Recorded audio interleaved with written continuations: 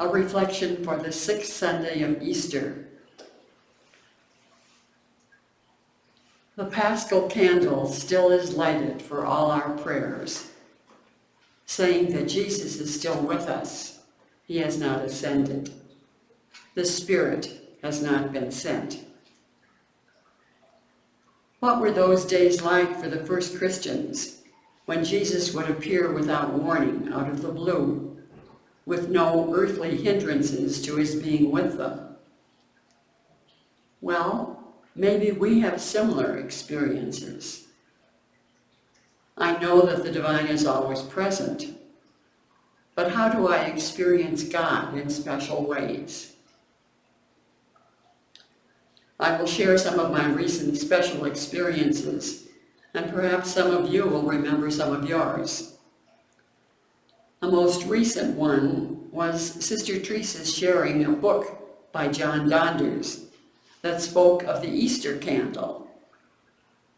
And from reading that, I found a beginning for this reflection. Another special experience was the Easter Vigil and the little campfire and the song that we listened to as the first reading, This Ancient Love. These are the words.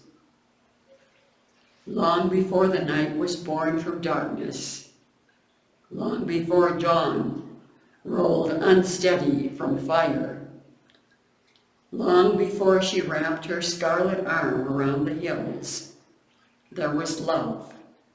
This ancient love was born. I realized that as I began to know in a deeper way that before creation of matter and energy, there is the divine energy, love. Another experience. Before the Easter Vigil, on Holy Thursday, a person who does not seem to be very aware insisted that she have her feet washed, not just her hands. That was ancient love, quietly alive.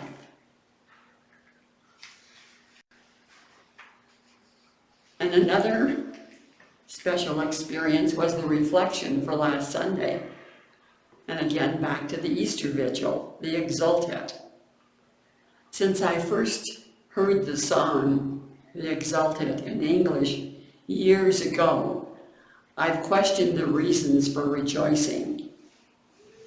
The Exultet is a song praising the Easter candle, which is the symbol of Christ risen. And I rejoice because Christ is risen, but I cannot rejoice for the reasons given in the Exultet. And this is from the Exultet.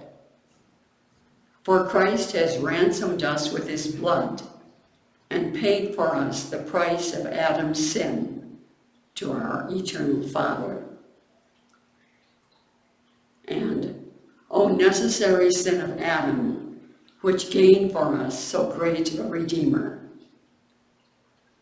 Now my reasons for rejoicing are becoming clearer. Most likely, the author of the Exultet had no notion of the evolution of the cosmos. He attributed the incarnation, the divines becoming human, to our poor behavior, Adam's sin. And now, after my years of thinking and reading and praying, and then Sister Mary's reflection last week, I have a new understanding of the Exultet. Jesus' words in the Gospel after Jesus had washed the disciples' feet. This is in John chapter 13, verses 30 to 32. It was night. Once Judas had left, Jesus said, "Now is the Son of Man glorified, and God is glorified in him." I see that Jesus, in accepting his death, the Son of God enters totally into the fullness of the cosmos, into the life and suffering and death of all creation. This is how God is glorified. And in his death, God redeems us, that is, gives meaning to our pain and suffering and death. I rejoice because I finally realized that there is no need for reconciliation between God and humanity, because we are always one. We were never perfect and then sinned. We are evolving, learning what love means. I have a long way to go, but I have begun to see how I have accepted and rejoiced over violence in the Hebrew Scriptures, in our country's wars, in winning an argument, in winning a game.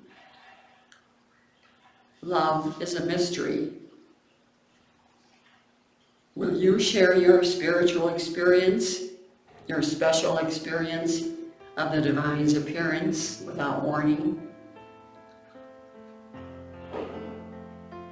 The rubrics for the Mass at the celebration of the Ascension are that the Paschal candle is snuffed out at the end of the reading of the Gospel.